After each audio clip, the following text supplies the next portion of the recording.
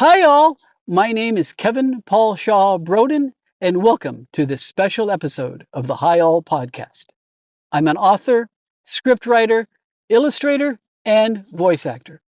Now, let me introduce you to someone who makes my life and my tales interesting.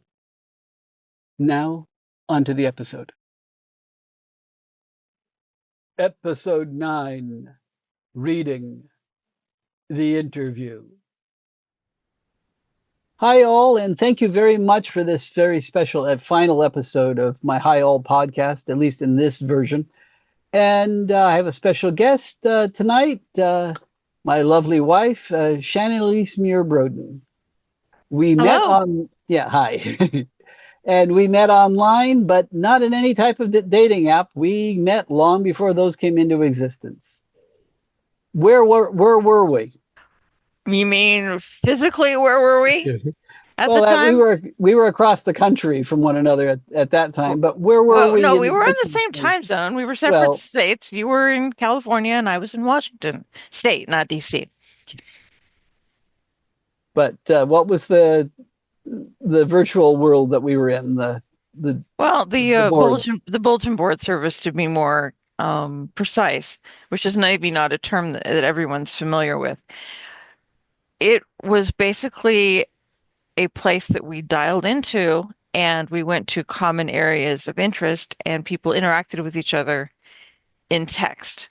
This one was called Genie, and very specifically, we interacted in the roundtables around science fiction and comics. I can't remember where you met me first, but I know we were in both of them. Yeah, I probably was in the comic section because that was my main focus, but I was expanding out into the other parts of the science fiction roundtable. But we went, we discovered one another, and it's been quite an experience because we got to know fellow professionals. This podcast of mine has been focusing on my struggles to read from childhood on through adult. Your life as a reader is entirely different than mine. Where did you start reading with what type of books? I was surrounded a lot more by full-out novels in the fact that my dad was very much into science fiction and fantasy. His idea of a bedtime story was reading my sister and I books like The Hobbit and The Lord of the Rings when we were, or at least for me, would have been about 6, 7, 8. My sister is about not quite 3 years younger than me, so you get the idea. That's not to say we didn't have Dr. Seuss and those kind of things around, but that was what we kind of aspired to and got our imaginations going. By the time I was 10 years old, we were allowed to bring books for free reading, and I was bringing Fellowship of the Ring. So, yeah, we came from very different backgrounds. Very different backgrounds. And I apologize, as I have often apologized. I still have not completed The Hobbit, and that's very bad for me. What was school like for you when it came to book assignments? I very much thrived on that. I was not a science and math person. I was very much an English and literature person, which allowed me to go to both 11th and 12th grade English my junior year of high school, get the fourth highest grade up against the seniors in my senior English AP class. Then my senior year, that allowed me to free up more class time to actually go to college back in the day before the bridge program was common. We're talking the late 1980s. So yeah, it was definitely an advantage for me. And you're making me feel like I'm rubbing it into you because No, that not doesn't at mean you're all. less, you're just different. I No, want to be very clear it's about that. it is this is about just being able to discuss, how we discover reading, and what we went through to find it. Your college experience, you had an English major, but you were also doing something else as well. And how did they incorporate one another? Long story short, I actually started going for a radio television production degree. I had a passion for animation that went back to my junior high years. That's a completely story on its own. But by the time I got to high school, I learned that the only way that I could learn more about storytelling was to go to Eastern Washington University. I went to Cheney High School, which was in the same city. And I'd have to learn the basics of live action television. And I'm like, okay, at the heart of it, they're still the same thing.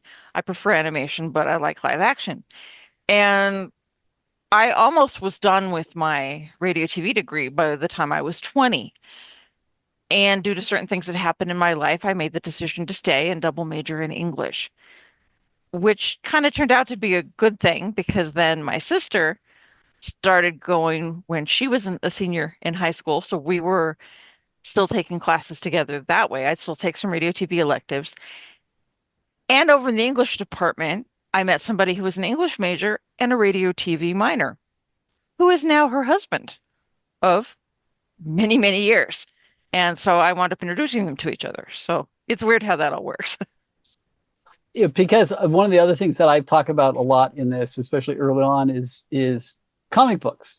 Your Hmm. focus, your interest originally that got you going in things was animation, but you also had some comic book things that you were interested in more so than other types, which you would also eventually get to know people in both comics and animation. Okay, I'll try to make this short. Uh, you know how it is with me. Anyone Oh who knows yeah. me, I can talk up, get the right topic, I'll talk forever. I did have some exposure to comic books, even in the that same era where I'm talking about dad reading bedtime stories and the like. He would get us comic books from the exchange, and there were some that really hit home with me. In particular, Paul Levitz's version of The Huntress when I was a kid, and that's to me that is the one. Uh, but that was the main thing that had stuck with me.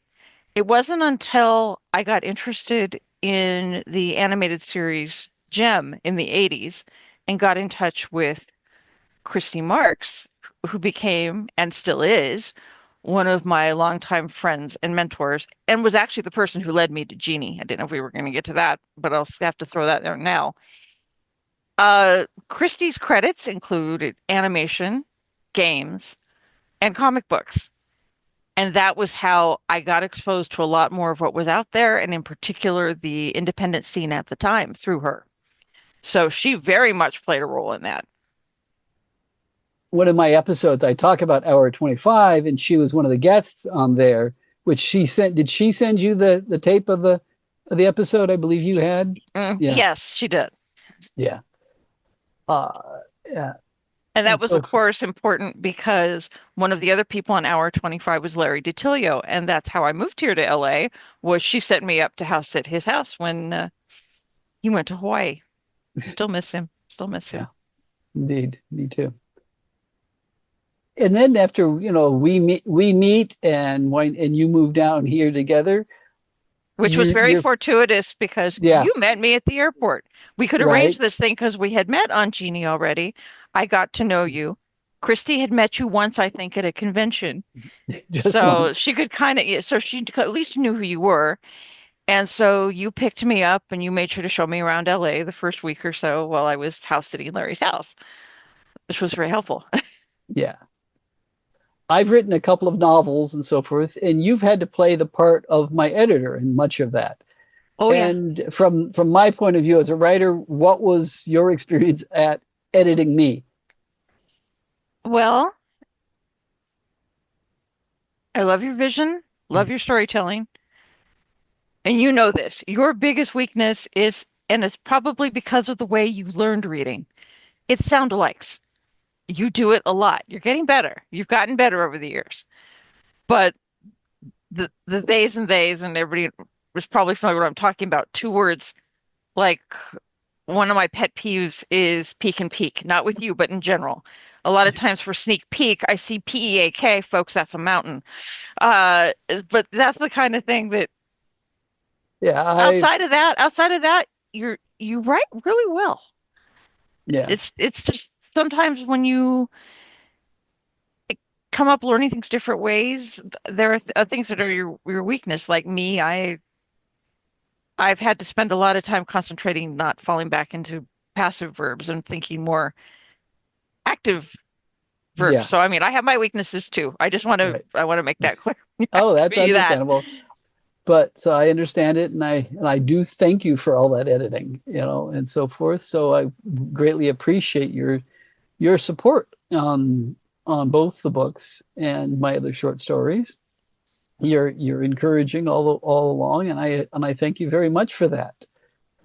We've done a comic book together called Flying Glory and the Hounds of Glory, which I tried to originally sell the Flying Glory comic as a comic itself, and then you encouraged us to take it into a more modern setting, and which then eventually became our webcomic, which is a little bit on hiatus right now, but it is still out there to be able to be seen.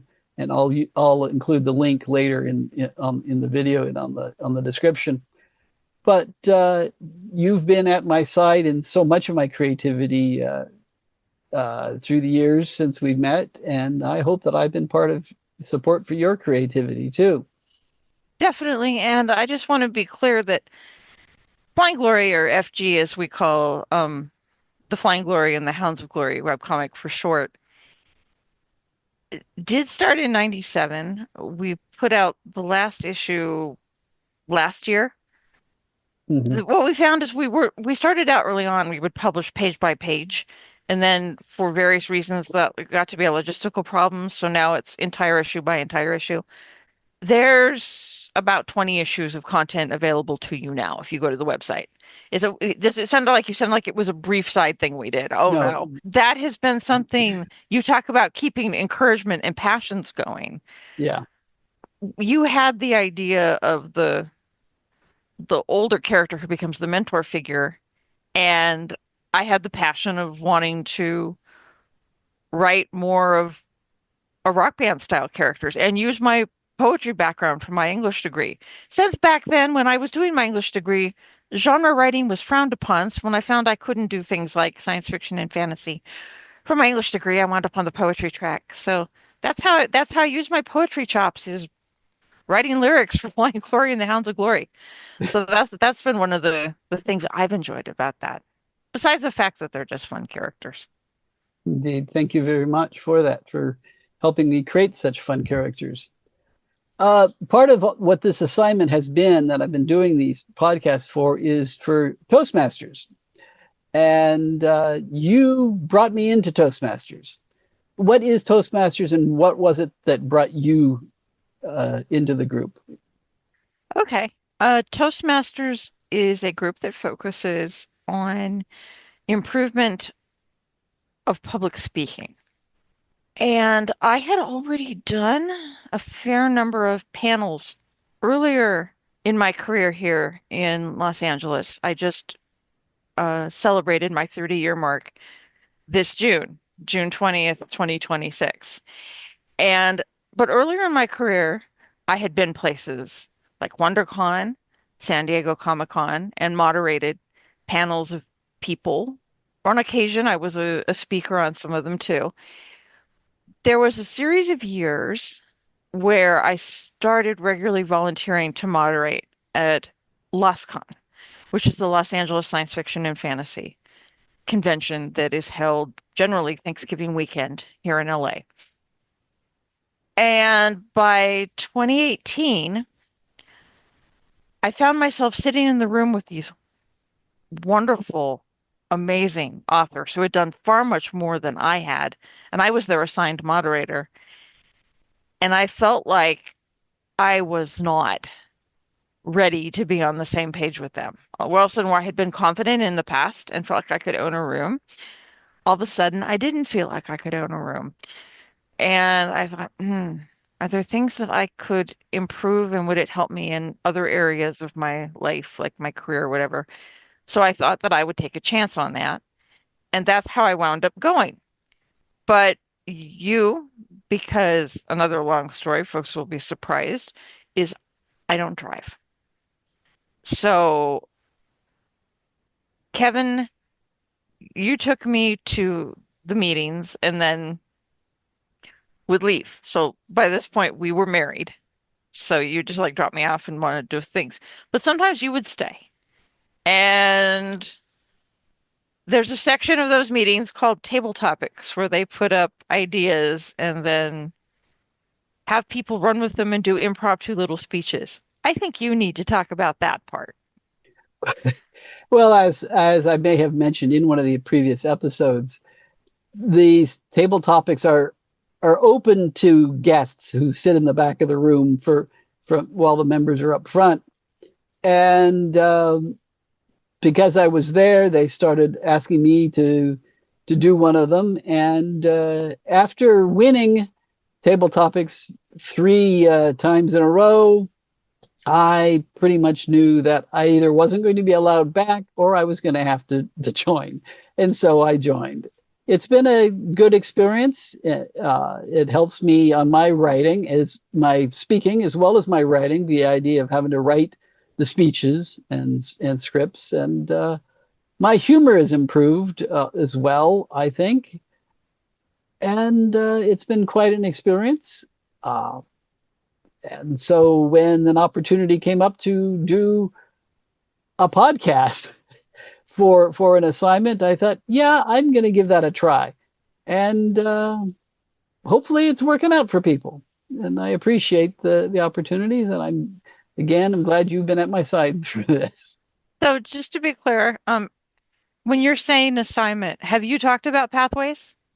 No, I haven't talked about pathways. Okay, No. what pathways is for your listeners, as somebody who just stepped down from being president of our club this past year, uh, there is a educational series that are sets of paths under there, and there are different things that are suggested on the various levels for you to try to work on your progression.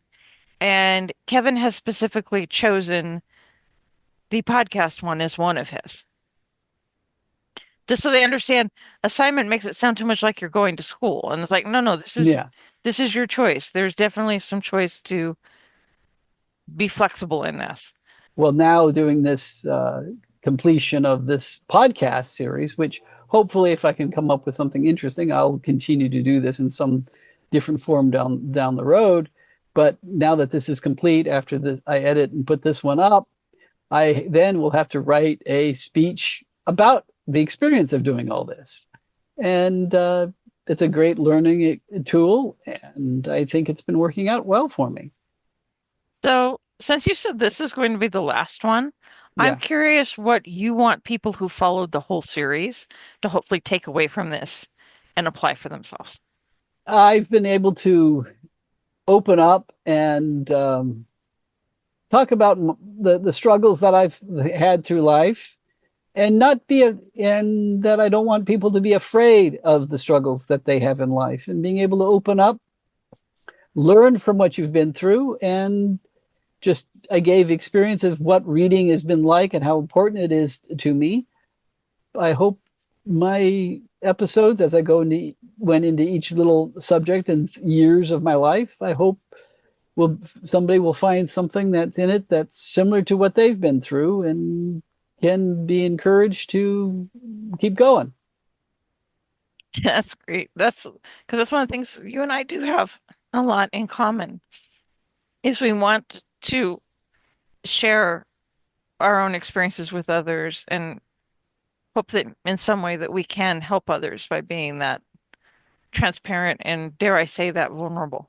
Not that it's easy for either of us to do, but So I thank you very much, and I think we're going to call that the night for us. I thank you for taking the time out of your busy day to sit here with me on this. Thank you very much, and thank you all for sitting in and watching us, and all the months that I've worked on this whole podcast project. Thank you all, and see you around soon. Yep, bye-bye. Thank you, Shannon. It was great to have my wife participate in this project. And thank you for all being part of it as well. Now that it is complete, I must write a speech for my Toastmasters Club about everything that went into it. Feel free to comment on the episode and the previous episodes as well, as they will be included in the final speech. Thank you all. Thank you for taking the time to listen to my tales. and being part of this Toastmasters project. I look forward to starting a new series for you soon. Visit my website for my socials. Please like, subscribe, and comment below. Thank you again. Bye, all.